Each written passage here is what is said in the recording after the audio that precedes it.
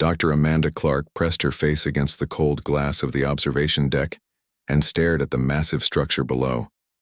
The thing was huge, bigger than any building she had ever seen on Earth. It rose from the red desert like a mountain, made of dark metal and strange crystal formations. The local sun cast long shadows across its surface, making it look even more mysterious. "Still can't believe something that old is still standing," said Captain Jake Morrison as he joined her at the window. He was a tall man with graying hair and tired eyes. Like Amanda, he was human, which made them both outsiders on this mission. Amanda nodded without looking away from the structure. "The scans show it's at least 50,000 years old, maybe older. And look at it. Not a scratch on the main structure. Whatever built this knew what they were doing." Behind them, the research ship Meridian hummed with activity. Scientists from 4 different alien species moved through the corridors, preparing for another day of studying what everyone called the ancient relics. Amanda found the name annoying. Just because something was old didn't mean it was just a leftover piece of junk. "The morning briefing starts in 10 minutes, Jake said. "You ready for another round of alien jokes about primitive builders?" Amanda finally turned away from the window. "I'm getting tired of it. Every day it's the same thing. They look at these incredible structures and all they can say is how crude and simple they must be." The briefing room was already crowded when they arrived. Dr. Lisa Rodriguez, their structural engineer, waved them over to seats near the front. She was a small woman with dark hair and sharp eyes that missed nothing when it came to how things were built. "Any new discoveries overnight?" Amanda asked as she sat down. Lisa pulled out her tablet and showed her some diagrams. "Actually, yes. I've been running more detailed scans of the foundation systems. Look at this." She pointed to a complex pattern of lines and curves. "The mathematical principles here are incredibly advanced. The stress distribution, the way they have accounted for seismic activity, even the thermal expansion calculations. It's all perfect." "Primitive builders," said a cold, crystalline voice from behind them. Amanda turned to see Kethvalar approaching their group. The Vorthak scientist looked like a walking piece of living crystal, with sharp edges and surfaces that reflected the room's lights. Like all of his species, he considered himself far superior to the younger races in the galaxy. "I'm sorry," Amanda said, trying to keep her voice polite. "These structures," Kethvalar continued, his voice making sounds like ice cracking. "Clearly the work of some primitive species that died out long ago. Brute force construction methods. No elegance or real understanding of advanced engineering principles." Lisa's face turned red. "Have you actually looked at the engineering data? Because if you had, you'd see that whoever built these things understood physics better than most current civilizations." A clicking sound came from across the room as Zakthis joined the conversation. The Zephyrian looked like a giant praying mantis covered in metallic scales. His compound eyes reflected multiple images of everyone around him. "The human engineer defends primitive work," Zakthis clicked. "Not surprising. Humans are the newest species to achieve space travel. You lack perspective on truly advanced civilizations." Amanda felt her hands clench into fists. "We've been part of the galactic community for over 200 years now." "A blink of an eye," said another voice. Dr. Salath, a Delphinian scientist, flowed into the room. Her species looked like large, intelligent dolphins that had learned to walk on land using mechanical suits filled with water. "My people achieved interstellar travel 15,000 years ago, the Vorthak and Zephyrians even longer. Humans are still learning basic concepts." Captain Jake stepped forward. "Maybe we should focus on the actual research instead of who's been in space the longest." Commander Troy Bennett entered the briefing room at that moment, saving everyone from an argument that was about to get ugly. Bennett was the senior human officer on the mission, a career military man who had seen action in several border conflicts with alien pirates. "Morning, everyone," Bennett said as he moved to the front of the room. "I've got updates from Fleet Command and then we'll go over today's research priorities." The room quieted down as Bennett activated the main display screen. A star map appeared, showing human space and the surrounding regions. "First, the concerning news," Bennett began. "We've lost contact with 3 more human colonies in the past week. Rescue ships found evidence of coordinated attacks, but no survivors. The pattern suggests these weren't random pirate raids. Amanda felt a chill run down her spine. How many colonies is that now? 12, over the past 2 months. Bennett replied grimly. Fleet intelligence thinks we're looking at organized military action, not pirates. Someone is targeting human settlements specifically. The alien scientists in the room exchanged glances that Amanda didn't like. There was something in their expressions that looked almost like satisfaction. Any idea who's responsible? Jake asked. Still investigating, but the timing is interesting, considering our mission here. Bennett looked around the room slowly. We start making progress on understanding these ancient relics, and suddenly, human colonies start disappearing. Dr. Kevin Walsh raised his hand. Walsh was their archaeological specialist, a quiet man who spent most of his time studying artifact fragments and ancient writing systems. Actually, that brings up something I wanted to discuss. I've been analyzing the distribution patterns of these relic sites. Bennett nodded for him to continue. They're not random, Walsh said, pulling up a new star map. Look at this. 17 confirmed relic sites, spread across 9 different star systems. But when you plot their positions, they form geometric patterns. It's like they were placed deliberately to create some kind of network. Lisa leaned forward in her chair. A network of what? That's what I'm trying to figure out. But each site has direct line-of-sight communication paths to at least 3 others, and they're all positioned to provide overlapping coverage of major shipping lanes and habitable worlds. Kethvalar made a dismissive sound like breaking glass. You see patterns where none exist. Primitive builders would not have such sophisticated understanding of galactic geography. Unless they weren't primitive, Amanda said quietly. The room went silent. Everyone turned to look at her. Think about it, she continued. We keep calling them primitive because they're old. But what if age doesn't equal primitive? What if whoever built these things was actually more advanced than we are now?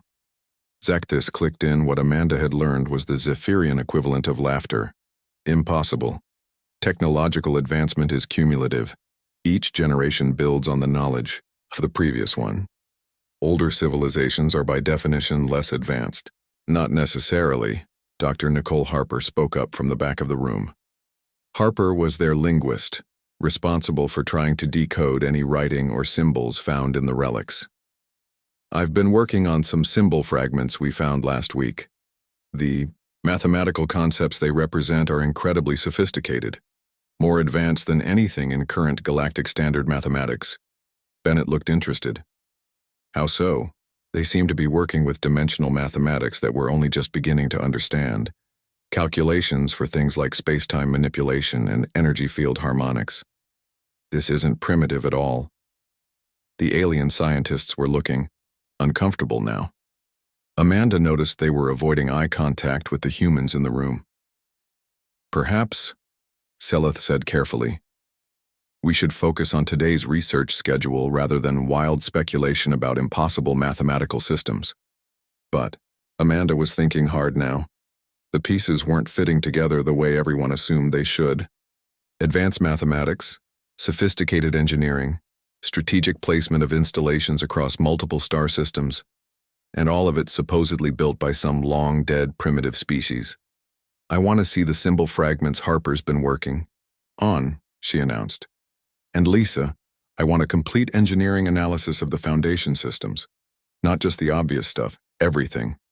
Dr. Clark, Keith Villar said, his crystal form somehow managing to look condescending. Surely you don't believe these ancient relics represent anything more than crude attempts at construction by a barbaric species? Amanda looked at him steadily. I believe these relics represent something we don't understand yet. And I think it's time we stopped assuming we know everything about who built them. The briefing broke up shortly after, but Amanda noticed the alien scientists huddling together, in small groups, speaking in low voices in their own languages. Whatever they were discussing, they didn't want the humans to hear it. As she walked back to her laboratory, Amanda couldn't shake the feeling that there was much more to the ancient relics than anyone was admitting. And somewhere in the back of her mind, a disturbing thought was beginning to form about why human colonies were suddenly under attack. just as they were getting close to uncovering the truth about the galaxy's most mysterious ancient structures. 3 weeks after the briefing, Amanda sat in her laboratory staring at holographic displays that showed data from all 17 relic sites. The information was spread across multiple screens, creating a complex web of connections that made her head spin.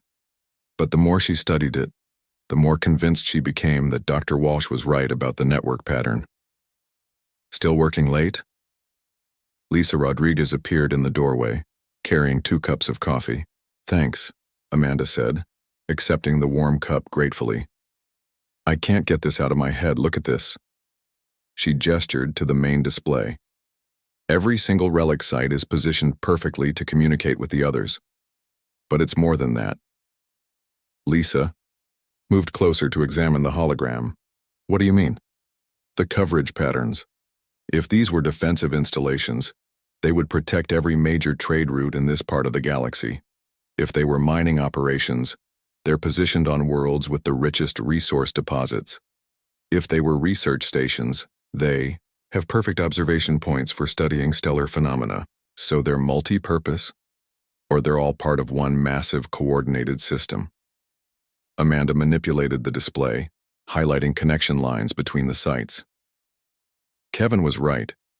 This isn't random construction by some primitive species. This is strategic planning on a galactic scale. Lisa set down her coffee and studied the patterns more carefully. The engineering data supports that theory. I've been comparing construction techniques across all the sites. They're identical. Not similar, identical, down to the molecular level of the metal alloys used. That's impossible for a primitive civilization. Exactly. You'd need industrial standardization across multiple star systems, quality control systems that could maintain perfect consistency over vast distances, and the logistics to transport materials or coordinate construction teams across light years of space. Amanda felt excitement building. Have you shared this with the others? Lisa's expression darkened. I tried. Kethvalar dismissed it as human imagination. Zizakthis said we were seeing patterns that didn't exist because we lack the experience to understand truly primitive construction methods.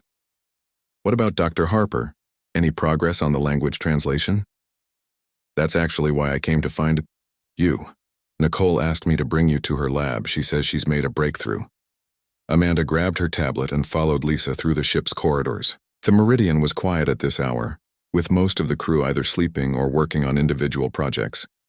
They passed the alien quarters, where she could hear strange sounds. Kethvalar's crystalline resonances, the clicking of Zephyrian communication, and the water-filtered speech of the Delphinians. Dr. Harper's linguistics lab was cramped and cluttered with reference materials from dozens of different species and civilizations.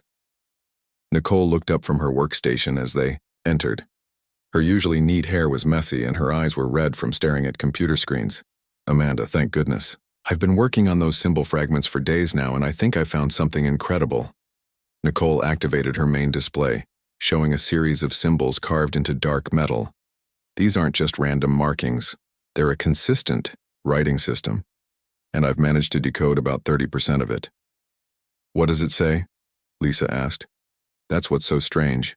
The mathematical concepts are incredibly advanced, but the language structure has familiar elements. Look at this. Nicole highlighted several symbols. These root forms appear in ancient Earth languages. Sanskrit, Latin, even some Proto-Germanic structures. Amanda felt a chill. That's impossible. Earth languages couldn't have influenced alien writing systems 50,000 years ago. Unless, Nicole said slowly, they weren't alien writing systems. The 3 women stared at each other in silence.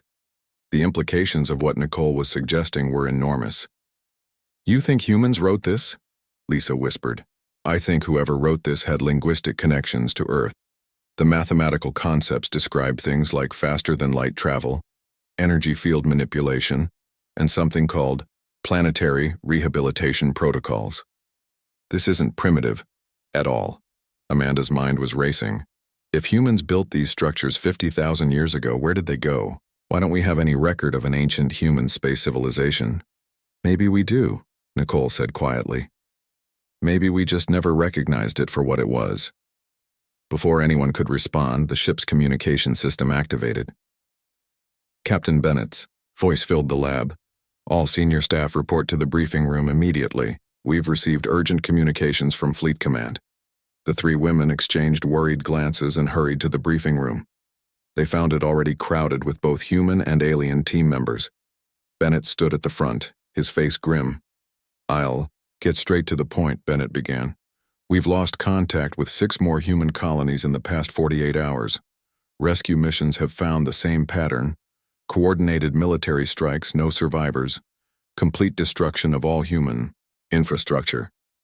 Captain Jake Morrison raised his hand. "Any identification of the attackers?" "That's where it gets interesting. The attack patterns match known Vorthak, Zephyrian, and Delphinian military tactics. But all 3 species deny involvement and claim they're investigating the attacks themselves." Amanda noticed the alien scientists in the room were very quiet. Cathvalar's crystalline form seemed dimmer than usual, and Zacthus's compound eyes were focused on the floor. "There's more," Bennett continued. "Fleet intelligence has intercepted communications suggesting a coordinated operation against human settlements. The attacks aren't random. They're following a specific pattern." Dr. Walsh spoke up from the back of the room. "What kind of pattern?" Bennett activated the display, showing a map of human space with red markers indicating the destroyed colonies. The colonies being targeted are all located near known ancient relic sites, every single one. The room went completely silent. Amanda felt her heart pounding as she realized what this meant. "Someone doesn't want us studying these relics," she said. "It appears that way," Bennett agreed. "Which brings me to our next problem. I've received orders to suspend the research mission and return to human space immediately." "No," Amanda said, standing up. "We can't stop now. We're on the verge of a major discovery." Cathvalar spoke up, his voice like ice grinding against stone. "Perhaps it would be wise to follow your military's guidance. These ancient structures are dangerous. Better to leave them undisturbed." "Dangerous how?" Lisa challenged. "They've been inactive for 50,000 years. Some things are better. Left forgotten," Selath added, her mechanical suit bubbling as she spoke. "Ancient civilizations often fell for good reasons." Amanda looked around the room and realized that all the alien scientists were supporting the idea of ending the mission. They wanted the humans to stop studying the relics.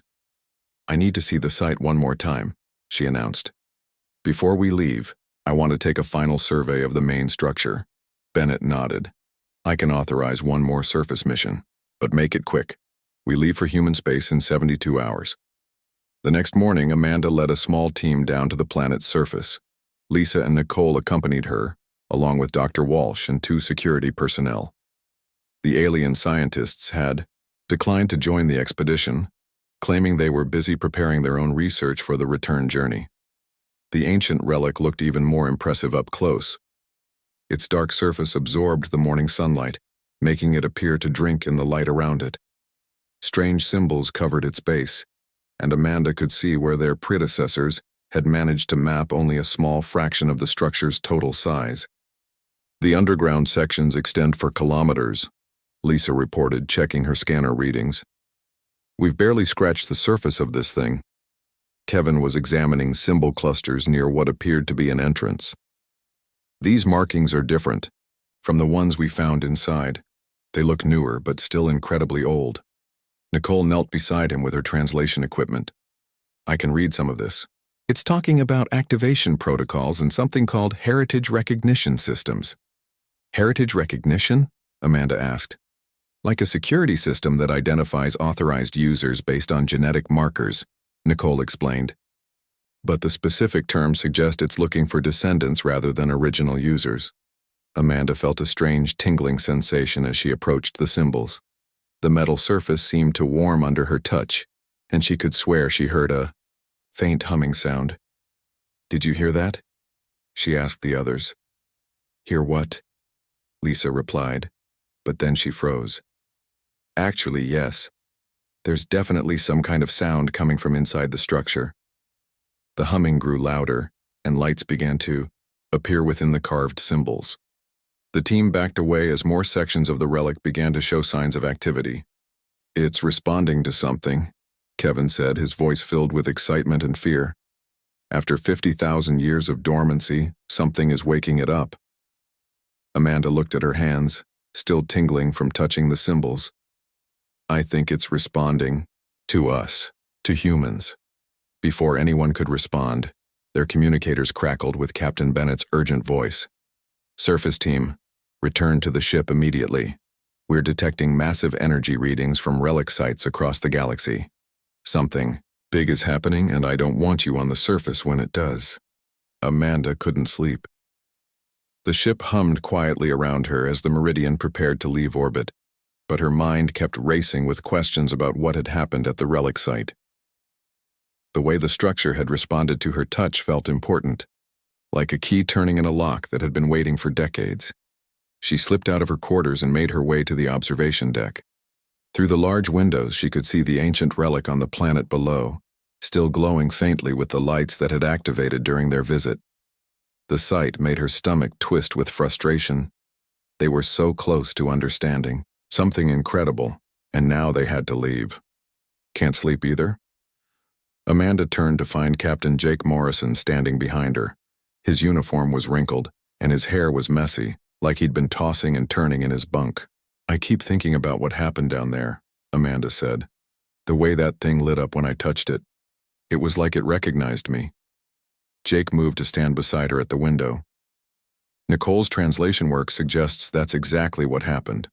Heritage recognition, she called it. But that would mean... Amanda trailed off, not wanting to say the words out loud because they sounded too impossible. That our ancestors built those things 50,000 years ago. Jake finished. I know. I've been thinking the same thing. They stood in silence for a moment, watching the relic's lights pulse in a slow, steady rhythm. There's something else, Jake said quietly. Bennett received another message from Fleet Command an hour ago. They're not just recalling us. They're ordering all human ships to stay away from any system with ancient relics. Complete exclusion zone. Amanda felt a chill. Why? Officially, for safety reasons. But Bennett thinks someone pressured Earth Command to issue the order. Someone who doesn't want humans near those structures. Before Amanda could respond, the ship's emergency alarm began blaring. Red lights flashed in the corridors, and Captain Bennett's voice came over the intercom. All hands to emergency stations, we have incoming ships, identity unknown. Amanda and Jake rushed to the bridge where they found Bennett and his crew working frantically at their stations. The main display showed several large vessels approaching, from different directions. Who are they? Amanda asked. Mixed fleet, reported the sensor operator. Vorthak, Zephyrian, and Delphinian ships. They're surrounding us. Bennett's face was grim. They're not responding to communications, and they've powered up weapons systems. Dr. Rodriguez appeared on the bridge, followed by Dr. Harper and Dr. Walsh. The alien scientists were nowhere to be seen. Where are Kethvalar and the others? Nicole asked. Gone, Bennett replied tersely. They took a shuttle an hour ago, said they had urgent business with their respective governments. Amanda felt pieces clicking together in her mind. They've been reporting back to their species all along. They knew this was going to happen. The largest of the approaching ships opened a communication channel. Kethvalar's crystalline form appeared on the main screen, but he looked different somehow. More official, more threatening. Human vessel Meridian, Kethvalar spoke, his voice, colder than Amanda had ever heard it. You will surrender your research data and return to Earth space immediately. Any attempt to continue studying the ancient relics will be considered an act of aggression against the Galactic Council. Bennett stepped forward. Under what authority? We have full research permits from the Council. Those permits have been revoked, came another voice. Sakthis appeared beside Kethvalar on the screen. The ancient relics are now classified as galactic heritage sites, off limits to all species. Funny how that classification came right after we started making real progress, Lisa said angrily. Seleth joined the other two aliens on the screen. Your species lacks the maturity to handle such discoveries responsibly. The structures will remain under Council protection. Amanda stepped up to the communication panel. Protection from what? From the truth about who really built them? The three aliens exchanged glances. Kethvalar's crystalline features somehow managed to look nervous. "We don't know what you mean," he said. "I think you do," Amanda replied. "I think you've always known exactly who built those structures. And I think that's why you're so desperate to keep us away from them." The communication cut off abruptly. Bennett turned to his weapons officer. "Status report." "They've got us surrounded, sir. 15 ships total. We're outnumbered and outgunned." Bennett was about to respond when every system on the bridge suddenly went dark. Emergency lighting kicked in, bathing everything in red light. "What happened?" someone shouted. "All systems offline," the engineer reported.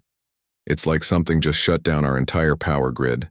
Then, as suddenly as they had failed, the systems came back online. But the displays were showing something impossible. The ancient relic on the planet below was rising into space. "That's not possible," Lisa whispered. "That structure is kilometers wide and made of solid metal. It can't fly." But it was flying. The massive relic lifted smoothly away from the planet's surface, its lights now blazing with brilliant intensity. As it moved, other objects became visible around it, smaller structures that had been hidden underground, emerging from the planets, crushed like seeds sprouting from soil. "Captain," the communications officer called out, "we're receiving a signal from the relic." "Put it through." The main screen flickered, and suddenly they were looking at the interior of the ancient relic.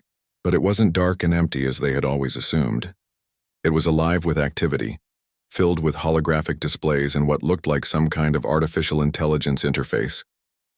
A voice spoke, clear and unmistakably human despite its age. "Greetings, children of Earth. I am the Guardian of Network, Station Kepler 442C. You have activated heritage protocols through genetic recognition, beginning data transfer." Amanda's legs nearly gave out. "It's speaking English." "An ancient form of English," Nicole corrected, her voice filled with wonder. "But definitely human language." The holographic interface continued. "Warning. Hostile. Forces detected. Implementing defensive protocols. All descendants of the lost colonies are advised to maintain safe distance while heritage systems come online." The alien fleet surrounding them was in chaos. Ships were trying to retreat, but some kind of energy field was holding them in place. The relic had grown larger, with sections unfolding like a flower, revealing weapon systems that dwarfed anything in the current galactic arsenal. "Impossible," Bennett breathed. "The technology level required for something like this is beyond anything we have now," Lisa finished. "Our ancestors were more advanced than we are." The Guardian's voice continued as more information flowed across their screens. "This message is being broadcast to all network stations across the galaxy. The Second Great War has begun. Defensive systems are activating. Population evacuation. Protocols are ready for implementation." Amanda found her voice. "Guardian, we need information. What happened to the human civilization that built this network? Where did they go?" The holographic interface seemed to focus on her. 53,412 years ago, the species you now know as the Vorthak, Zephyrians, Delphinians, and Luminals formed a coalition. Their goal was the complete extinction of humanity. They viewed human expansion and technological advancement as a threat to galactic stability. The bridge was completely silent as the implications sank in. The First Great War lasted over a century. Billions of humans died. Our civilization was systematically destroyed, colony by colony, world by world. In the final phase, the remaining human population was evacuated to a distant world where they could rebuild in hiding. "Earth," Amanda whispered. "Correct. The survivors of the lost colonies were taken to a primitive world in a remote system, where they could develop without interference. The defensive network was left behind, waiting for their return." Captain Bennett stepped forward. "Guardian, you said the Second Great War has begun. What do you mean?" "Analysis of recent events indicates the same coalition is attempting to eliminate humanity again. Human colonies under attack. Research into human heritage sites being suppressed. The pattern is identical to the prelude of the First Great War. The alien ships around them were now trying desperately to escape, but the Relic's energy fields held them fast. More relics were rising from planets throughout the galaxy, their lights visible even across interstellar distances. All network stations are now active, the Guardian announced. Defensive protocols are in effect. The children of Earth are under the protection of their ancestors. Dr. Harper moved closer to the communication panel. Guardian, how many of these network stations are there? 1,743 stations across 412 star systems. Each station is equipped with defensive, manufacturing, and terraforming capabilities. Combined network strength is sufficient to defend against any force the current galactic powers can deploy. Amanda felt a mix of emotions: excitement, fear, and something that might have been pride. Humanity's ancestors hadn't just been advanced. They had been preparing for this moment for over 50,000 years. What happens now, she asked. Now the children of Earth reclaim their birthright, the Guardian replied. The galaxy remembers why it once feared humanity, and this time there will be no exile to primitive worlds. The next 6 hours changed everything Amanda thought she knew about humanity's place in the galaxy. The Guardian had transferred massive amounts of data to the Meridian's computers, and what they were learning made her head spin. This is incredible, Lisa said, staring at technical specifications that scrolled across her screen. The manufacturing capabilities alone, each network station can build entire fleets of ships using automated systems. And the technology level is centuries ahead of anything we have now. Dr. Harper was working frantically to translate more of the ancient records. I'm finding references to something called the Long Sleep Protocol. It looks like the network stations weren't just defensive platforms. They were also designed to slowly terraform and prepare worlds for human recolonization. You mean they've been working for 50,000 years? Amanda asked. According to this, yes. Quietly reshaping atmospheric compositions, adjusting soil, chemistry, even seeding certain worlds with Earth-compatible plant life.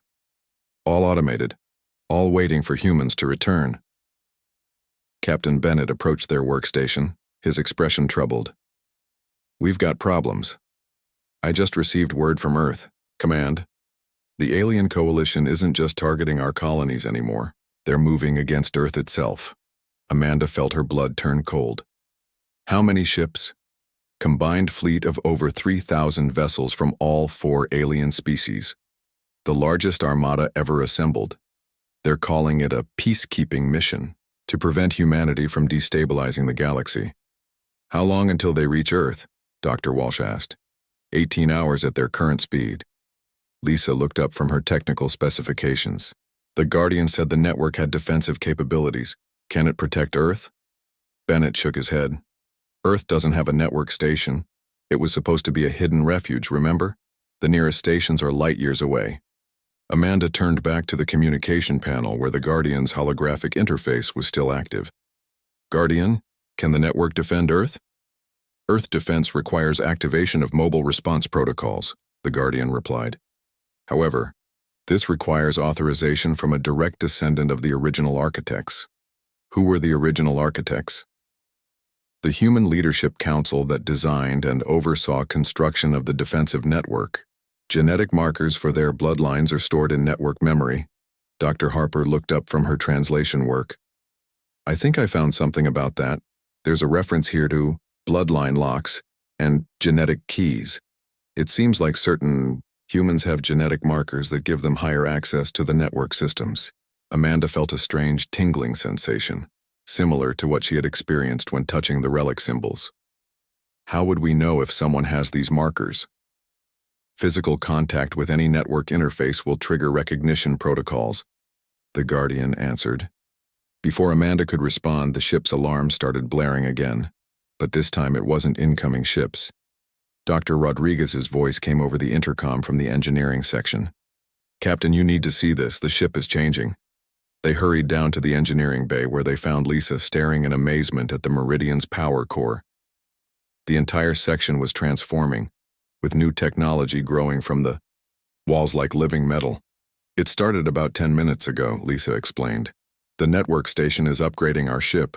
New power systems, enhanced shields, weapon systems I don't even recognize. We're not just a research vessel anymore. Captain Bennett examined the new systems with wonder. This is military technology beyond anything in the current galactic arsenal. The network protects its own, the Guardian's voice said through speakers that hadn't existed moments before. All vessels carrying confirmed descendants are being upgraded for combat operations. Amanda touched one of the new interface panels, and information flowed directly into her mind. Ship specifications, weapon, capabilities, tactical data. All of it felt strangely familiar, as if she was remembering rather than learning. I can understand this technology, she said in amazement. It's like the knowledge is already in my head. Genetic memory protocols, the Guardian explained. Descendants of the original architects carried dormant neural pathways designed to interface with network systems. Contact with network technology activates these pathways. Dr. Walsh was examining his own hands, which were glowing faintly where he had touched the interface. This is happening to all of us. We're all connecting to the network. Because you are all descendants, the Guardian said. The human survivors taken to Earth carried the genetic heritage of the entire species.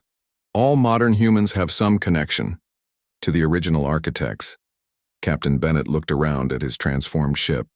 Guardian, what's our combat capability now? Current vessel classification: heavy battle cruiser. Armament includes plasma cannons, quantum torpedoes, and defensive shield systems. Estimated combat effectiveness against standard alien vessels: 97% survival probability in fleet engagement. One ship against 3,000? Bennett asked. Negative. Current human fleet strength: 843 vessels across 17 star systems. All have been upgraded with network technology. Additional reinforcements deploying from manufacturing stations. Amanda moved to the main display, which now showed a real-time map of the galaxy. Hundreds of points of light were moving toward Earth, but they weren't all alien ships. Human vessels were converging from every direction, and they were being joined by something else. Massive ships emerging from the network stations themselves. Those are our ancestors' warships, she breathed.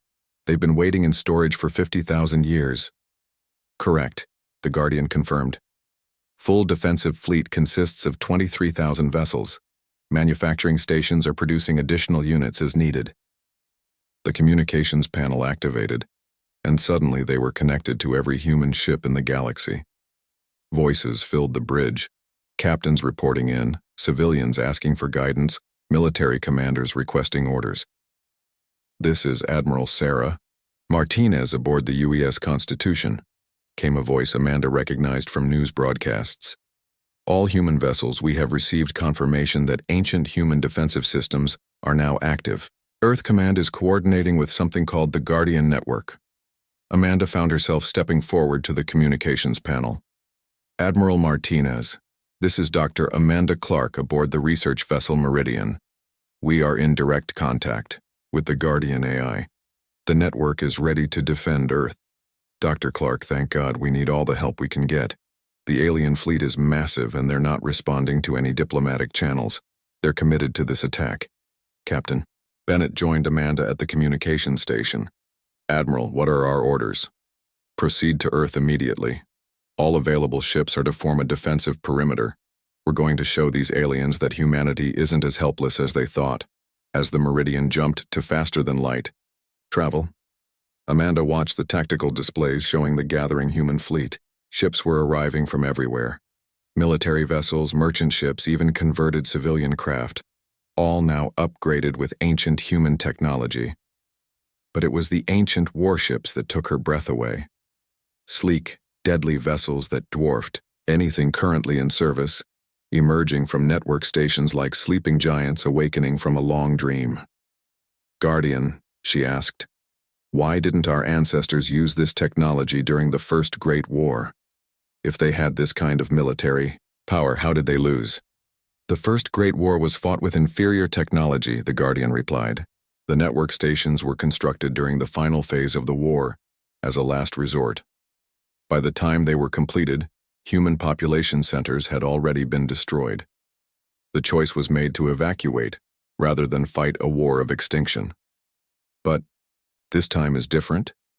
This time humanity has both the technology and the population to defend itself. The network has had 50,000 years to prepare. The aliens are about to discover that the species they tried to exterminate has returned with the strength of their ancestors. Dr. Harper looked up from her ongoing translation work. I'm finding something interesting in these records. References to the Great Awakening and the Return. It sounds like the original architects always planned for this moment. They knew the aliens would try again? Amanda asked. More than that. They were counting on it. Look at this passage.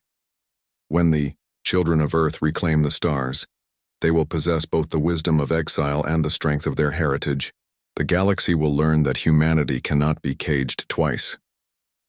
As Earth appeared on their view screens, surrounded by the largest fleet in human history, Amanda realized that the ancient relics had never been just defensive installations. They had been a promise that humanity would never again face extinction alone. The aliens were about to learn that 50,000 years of preparation had made humanity stronger than they could possibly imagine. The space around Earth had never seen anything like it. Amanda stood on the bridge of the Meridian, now transformed into a powerful warship, and watched as human vessels took their positions in the largest defensive formation in galactic history. Ancient warships floated alongside modern destroyers, their sleek hulls gleaming with energy that had been stored for 50,000 years. Final count shows 24,000 human vessels in defensive positions, reported Captain Bennett. The alien coalition fleet is approaching from 3 vectors. They'll be in weapons range in 30 minutes. Admiral Martinez's voice came through the communication system. All ships, this is Earth Command. The alien fleet has refused all attempts at negotiation. They're demanding humanity's complete surrender and withdrawal from all space beyond the solar system. Amanda felt anger burning in her chest. They're trying to cage us again, just like they did to our ancestors. Guardian, she said, turning to the AI interface that now appeared on every human ship. What are the tactical recommendations? Analysis indicates alien fleet composition of 3,000 vessels using current galactic standard technology. Human fleet technological advantage, approximately 800 years. Recommended strategy, demonstration of overwhelming superiority to minimize casualties on both sides. Dr. Harper looked up from her translation station. I've been reading more of the ancient records. The original architects didn't want to destroy the alien species. They wanted to teach them that humanity couldn't be eliminated. Same goal now. Captain Bennett said grimly. Let's hope they learn the lesson this time. The first alien ships came into visual range, and Amanda gasped at the size of their formation. Thousands of vessels in perfect military formation, representing the combined might of 4 galactic civilizations. It should have been intimidating, but somehow it wasn't. The ancient technology flowing through her mind told her exactly how outmatched the aliens were. Incoming transmission, the communications officer announced.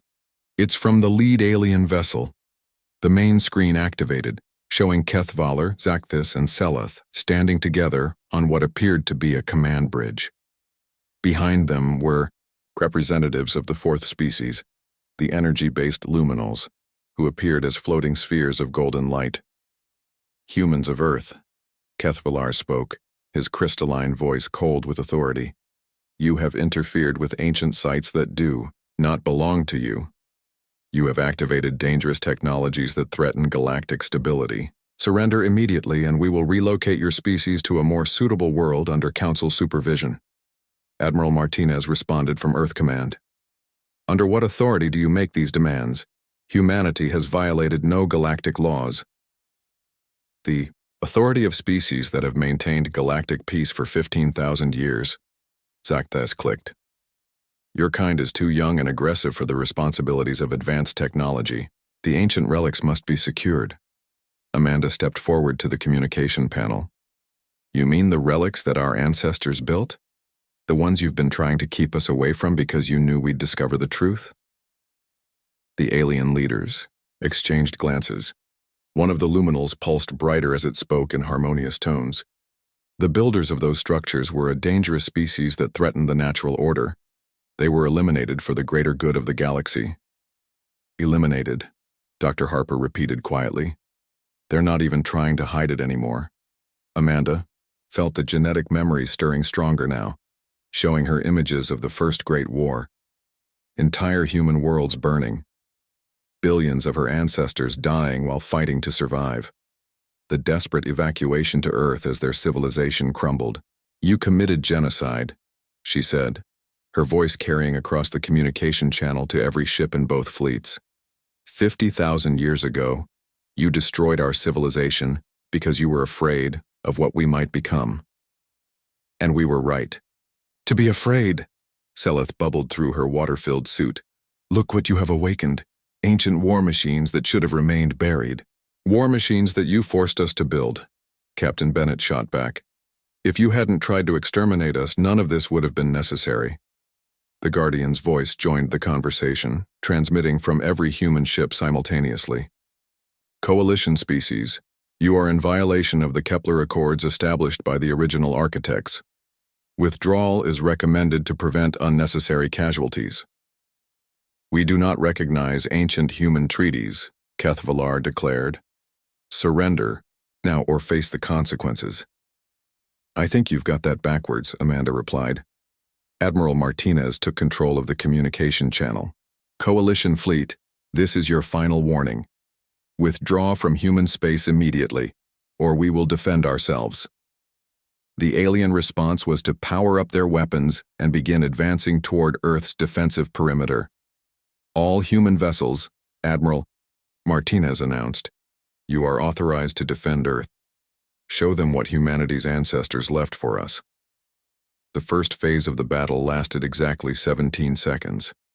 The ancient human warships fired weapons that no current civilization had ever seen, beams of pure energy that passed through alien shields as if they weren't there, projectiles that moved faster than light and struck with the force of small suns. Space itself seemed to bend around the human weapons. When the light faded, over, half the alien fleet was simply gone. Not destroyed, vaporized completely, leaving no debris behind. The remaining alien ships stopped their advance. "Impossible," Zakthis' voice came through the communication channel, no longer confident. "No civilization possesses such technology." "The builders did," Amanda replied. "The civilization you tried to destroy was more advanced than anything the current galaxy has ever produced, and they left their technology for us." Dr. Rodriguez had been monitoring the network stations throughout the battle.